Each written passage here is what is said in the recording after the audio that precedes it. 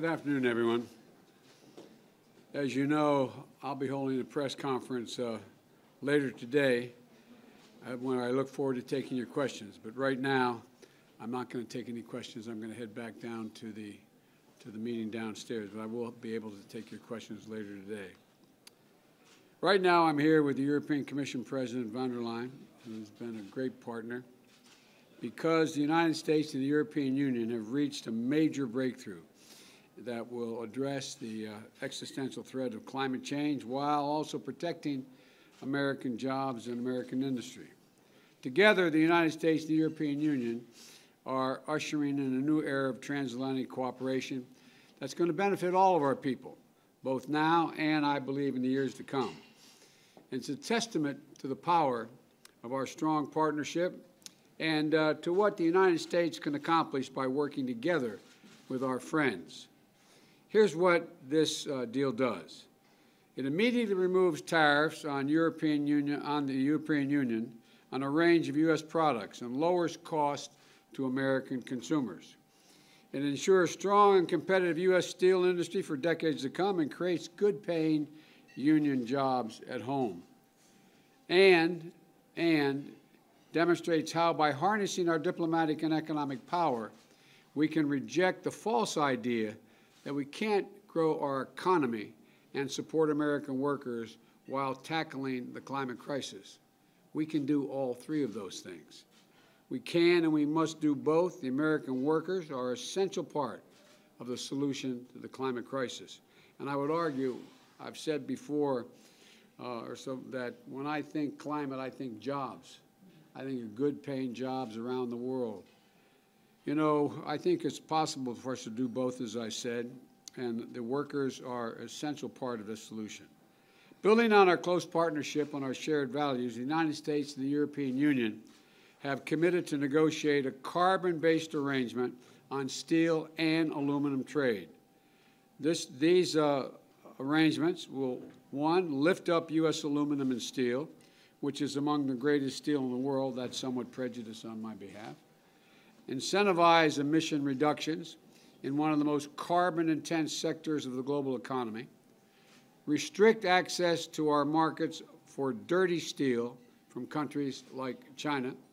And counter countries that dump steel in our markets, hammering our workers and harming them badly, along with the industry and our environment. Today is a testament to the power of American diplomacy and strong partnerships to deliver tangible benefits for American workers and the middle-class families in America. I thank Gina Raimondo, and our Secretary, and Ambassador Catherine Tai for their leadership to get this done, but they had a really first-rate person to work with to get it done. And I want to thank the European Commission President von der Leyen for her team and her partnership. She's been straightforward from the very beginning as we work to come up with a creative solution that benefits all of our people. Over the past 9 months, the United States and the European Union have come together to take on major global challenges by looking to all that unites us and the shared interest we have both in Europe and the United States. We've resolved the 17-year Boeing-Airbus dispute, and we've been close partners to address COVID-19 and combat climate change. As we move forward, we're going to continue together to update the rules of the road and the 21st century economy and prove to the world that democracies are taking on hard problems and delivering sound solutions. And the European Union and the United States will continue to be the closest of friends and partners as we work together to solve the 21st century challenges. So I thank you again, President von der Leyen, and now I turn the podium over to you. Thank you. Thanks a lot. I think I'm over there.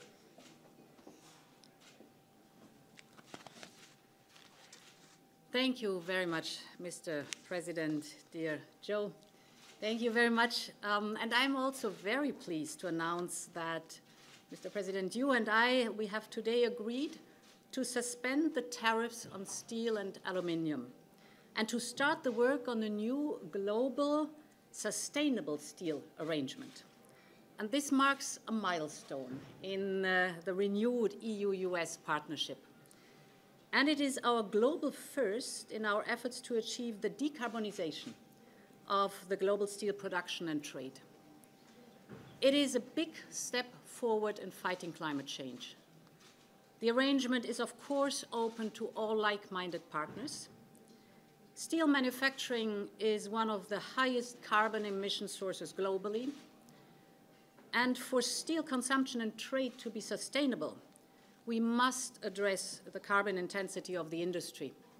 We must also address problems of overcapacity. And this is what the Global Sustainable Steel Arrangement is all about. We will work together with the United States to ensure the long-term viability of our industry and to encourage the production and trade of low-carbon steel. This new global initiative will add a new powerful tool in our quest for sustainability. It will be a major step forward in achieving climate neutrality, and it will ensure a level playing field for our industries. It is yet another key initiative for our renewed, forward-looking transatlantic agenda with the United States.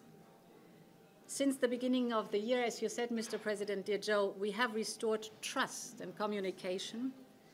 We put to rest our disputes on aircraft subsidies. We set up our Trade and Technology Council. We created a vaccine partnership.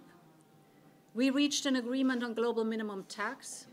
And now we have found a solution on EU-US steel and aluminium trade.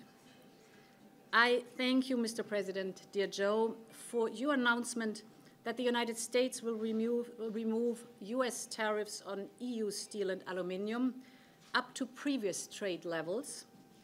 This will alleviate a major part of the existing trade irritants.